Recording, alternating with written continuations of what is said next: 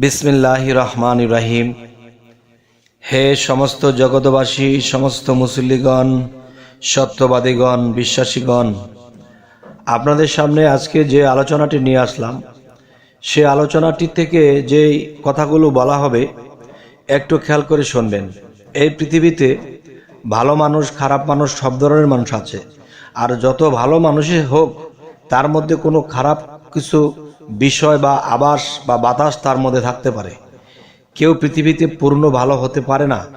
তবে পূর্ণতা ভালো হইবার জন্যে আল্লাহর এই 30 পারা কোরআন থেকে আমরা আপনাদের সামনে কিছু কথা তুলে ধরব।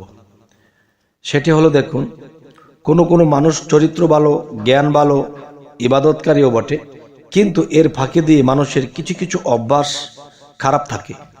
সেই অভ্যাস খারাপ থাকার কারণে তার দুনিয়াবি কাজকর্ম ডিস্টার্ব হয় এবং আল্লাহর ইবাদত করতে গেলেও ডিস্টার্ব হয়।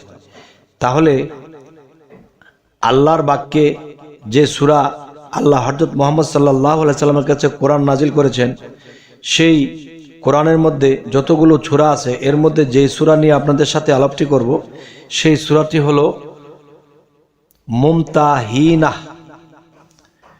সূরাটির নাম হলো মুমতাহিনা। অবশ্যই আপনারা এই নামটি আমার স্ক্রিনে দেখতে পাচ্ছেন যে সূরা মুমতাহিনা, এর আমল ও ফজিলত নিয়ে আপনাদের সামনে উপস্থিত হইলাম। আজকের যে আলোচনাটি একটু লক্ষ্য করে শুনবেন। সেটি হলো যে মানুষের জীবনে কিছু না কিছু অভ্যাস খারাপ থাকে বা কিছু কিছু নীতি খারাপ থাকে।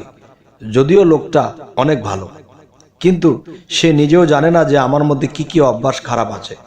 কিন্তু অন্যের চোখে এটা ধরা পড়ে, আর অন্য যখন এটা বলতে যায় তখন সেটাও মেনে নেওয়া যায় না। কারণ সে জানে সে ইবাদতকারী, সে জানে সৎ পথে চলে, সে জানে যে তার সর্বকিছু সর্বসাইটি ভালো, কিন্তু তারপরে কিন্তু ডিস্টার্বগুলো দেখা যায় আছে। তাই আমি আপনাদের সামনে সূরা মুমতাহিনা এর আমল নিয়ে আলোচনাটি করছি। দেখুন, প্রত্যহ 5 বার করে এ সূরা পাঠ করলে খারাপ অভ্যাস বা খারাপ চরিত্র বা খারাপ মন মানসিকতা তার এমন অবস্থা হবে যে এগুলো করতে তার নিজের জ্ঞানে এবং বিবেকে বাধা দেবে, এবং তার এই খারাপ কাজগুলা, খারাপ অভ্যাসের প্রতি তার নিজের কাছেই নিজের একটা ঘৃণার সৃষ্টি হবে। যখন ঘৃণার সৃষ্টি হবে তখন সে নিজেই সেই খারাপ অভ্যাস থেকে সে দূরে থাকবে। তাই আমি বলবো, অনবরত দিন দিন এ সূরা লিখে পানিতে ধৌত করে যখন সেই পানি পান করবে, যদি কোনো মানুষের প্লীহা রোগ হয়, প্লীহা রোগের নিরাময় হয়ে যাবে। ডাক্তার চিকিৎসা, কবিরাজি চিকিৎসা, হোমিও চিকিৎসা, কোনো চিকিৎসায় তার আর যেতে হবে না। এই প্লীহা রোগটা তার ভালো হয়ে যাবে। এটা আল্লাহর কালাম থেকে, আল্লাহর কালামের যে সূরা মুমতাহিনা, এই আমল থেকে এটা পাওয়া গেছে। তবে হে সমস্ত জগতবাসী, দেখেন, আমাদের যদি শরীরে ব্যথা হয়, যদি পায়ের মধ্যে ব্যথা হয়, তখন বলি এই ব্যথাটা পায়ে না হয়ে যদি হাতে হতো তাহলে মনে ভাল লাগতো। তখন দেখা যায় হাতের মধ্যে ব্যথা হয়েছে, এখন হাতের মধ্যে ব্যথাটা না হয়ে যদি আমার পিঠের মধ্যে হতো তাহলে মনে হয় এত কষ্ট হতো না। তাহলে ব্যথা তো ব্যথাই, শরীরের যে কোনো অঙ্গ প্রত্যঙ্গেই থাকুক, যদি ব্যথা লাগে তাহলে সকল ব্যথাই খারাপ। তো এই জন্য আমি বলবো যে মানুষ সর্ব অঙ্গে, মনে, দিলে, জ্ঞানে, বিবেকে সব দিক দিয়ে একটা লোক ভালো, কিন্তু দু একটা অভ্যাস খারাপের জন্য সেটা নিজের চোখে ধরা পড়ে না, অন্যের চোখে ধরা পড়ে। অন্য যখন বলতে আসে তখন তাকে আমি ঘৃণা করি যে তুমি আমার দোষ ধরতে এসেছো, এটা সেটা।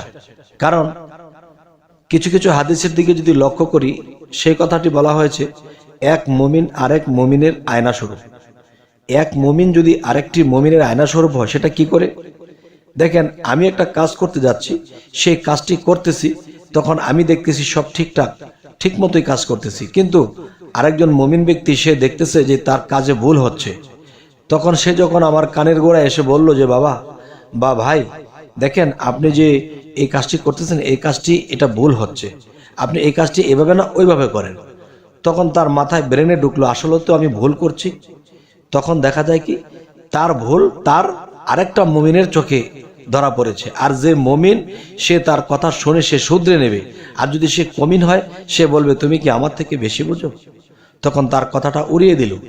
তাই বলবো যে এই পৃথিবীতে আমরা আমাদেরকে আল্লাহ পাঠিয়েছেন পরীক্ষা করার জন্য।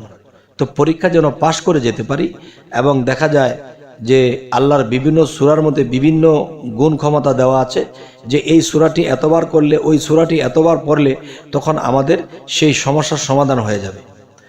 তবে হে সমস্ত জগৎবাসী, আজকের যে আলোচনাটি এজন্যই করলাম যে অনেক মানুষই বলে যে আমি তো এ ধরনের মানুষ না, কিন্তু আমাকে মানুষ এটা বলে। তো 10 জনে এই কথা বলেছে, 10 জন যেহেতু বলেছে, একজন বললে বা 2 জন বললে মনে করতাম যে ঠিক আছে আপনার দোষ নেই, তারা ভুল বুঝেছে। কিন্তু 10 জনে যেহেতু বলেছে, তাহলে এখানে বিষয়টা হলো যে নিশ্চয়ই আপনার কোনো নলেজ বা আপনার কোনো জ্ঞান বা চরিত্র কোনো জায়গা দিয়ে একটু ডিস্টার্ব আছে, যার ফলে সেই ব্যক্তিরা আপনাকে এটা বলেছে। তাহলে সেই খারাপ অভ্যাসগুলো দূর করার জন্যই একমাত্র সূরা মুমতাহিনা এর আমল ও ফজিলতগুলো করতে হবে, মানতে হবে। তখন ইনশাল্লাহ দেখবেন যে আস্তে আস্তে আপনার আমার খারাপ অভ্যাস ও খারাপ স্বভাব চরিত্র এগুলো ঠিক হয়ে আমরা সুন্দর পবিত্র হয়ে যাব। আর আল্লাহ কি বলেছে, যে নিজেকে পবিত্র করলো সে সফল কাম। সে পবিত্র কি ওযু পানি দ্বারা? শুধু তাই নয়, সেখানে বলা হয়েছে মন পবিত্র, আত্মা পবিত্র, জ্ঞান পবিত্র, বিবেক পবিত্র। এই জিনিসগুলো আমার আর আপনার যদি পবিত্র হয়ে যায়, তাহলে আমাদের আর চিন্তা থাকবে না।